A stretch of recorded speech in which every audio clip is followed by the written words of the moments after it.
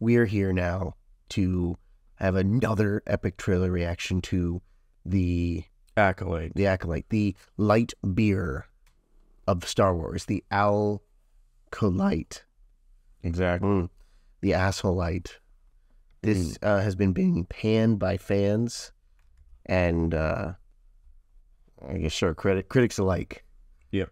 And we're working on a background now. Yeah, it's coming together. It's a work. We're almost back to our full potential. But this Acolyte series, whatever you want to call it, was supposedly supposed to be set way back, like thousands of years, and now it's set like 100 years before, or like very close to the Phantom Menace. Why is it always 100 years? I don't know. Anyway, it is apparently I haven't seen it yet. No one's seen it, but it was supposedly a train wreck. And I don't really, I mean, just like any other Star Wars show, I have no real, there's a level of apathy that is hit with these shows from Disney Plus and from Hollywood in general, movies, shows, what have you. I just don't really have that much time or patience to trudge through another, liberal trope of what a powerful an empowered woman is. And let's hit it. Let's do it. Let's just get through this first, and then we'll talk more about it. All right, since I couldn't find the splitter, we're going to share. You can find this. We're going to look like doofuses. I told you before, I was like, is that okay? And you're like, yeah. I thought you meant something else. Anyway, here we go. I'll let you do it because Oh, you want me to do it? This is top of the tier YouTube stuff right here. Close your eyes. Your eyes can deceive you. We must not trust them.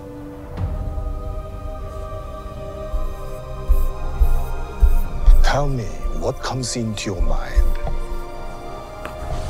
What comes into your mind? Oh, yes, sir. Life. You know what's missing from those little... I see fire. All the Padawans there? No. Younglings? White males.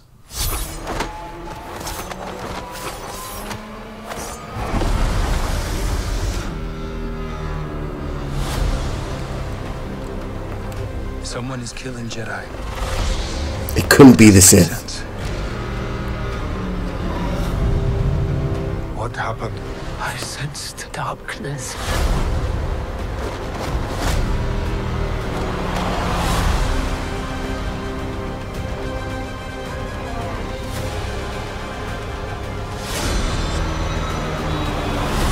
This isn't about good or bad. Not about good or bad, okay. This is about power and who is allowed to use it. What is that?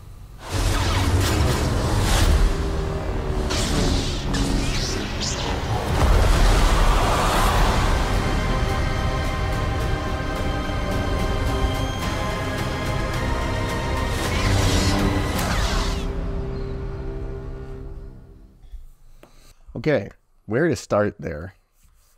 Well, it's awful. I don't know what it's about. Okay, it's about power and who can wield it. It's not about good or bad, it's about power.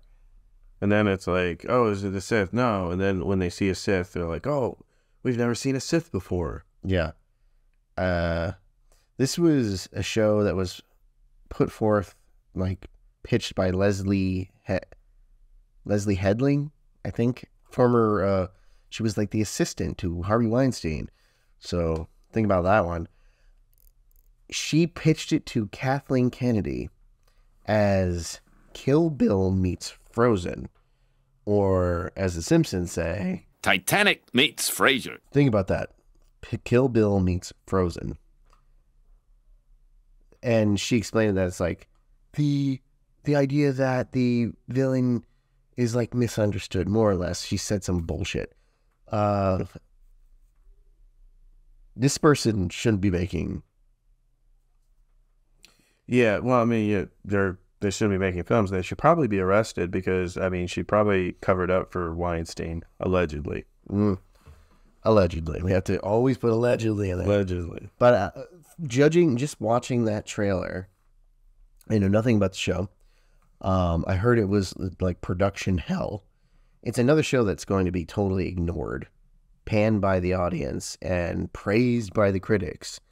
But Disney will just keep doing what they're doing. I mean, what's his face? The guy who created it, Lucas. He bent the knee. But, I mean, he's a feeble old man. Yeah, this guy railed against Hollywood and the apparatus of Hollywood, and now he's like, okay, well, Bob Iger's doing a good job. Yeah, they always do that. They're like, oh, we're railing, and then they become the rail. Yeah, so there's nothing to be like, it's not offensive, it just is lame looking. There are moments where it looks kind of cool, like where they had Carrie Ann Moss fighting. I was like, oh, okay, I can kind of believe her doing it because she comes from the Matrix. The first one, no, not the others. But this was, everything outside of that just felt very, like they're trying so hard to do Game of Thrones meets Star Wars. That's what she should have said, not, Frozen meets Kill Bill. Yeah, I don't think she's ever seen Kill Bill. I mean, she probably has, because Uma Thurman was raped by Harvey Weinstein. Oh, right, yeah, that's why she knows about. Yeah, that's why she would know. I mean, allegedly, she probably had just a bucket of names, and then she's like, it's like a mix of Frozen with Kill Bill. How this person is allowed to make, like, given these huge tent poles to push their agenda. And it's agenda. It's agenda. It's, like, I guarantee you it's going to be lesbian love story in space. Yeah. And, why wouldn't it be? Why wouldn't it be lesbians in space? Or any of that? It's just... The thing is, Star Wars is dead because it's not being run by anybody that actually has a passion for the original series. Yeah. Star Wars will be dead and stay dead until finally somebody resurrects it by saying all that other shit, everything from Force Awakens onward isn't canon. Yeah. And that's going to not even bothering with the whole veil of the Force. It just isn't canon anymore. We all got fooled on that veil of the Force bullshit. And then what's his face? Cocksucker? Yeah, Dave Filoni. He, just showed, he stabbed everybody in the back just so he could, push his stupid cartoon characters that no one gives a shit about. Yeah, you think my cartoon characters. Yeah, some people do. But those shows, I digress. What would you give with The Acolyte? It was just awful. There you hear it. There you have it. It was just awful.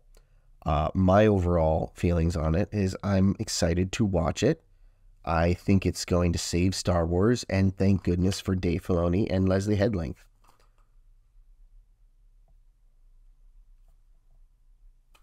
And we'll see you in the next video. And hopefully our thing will be completed.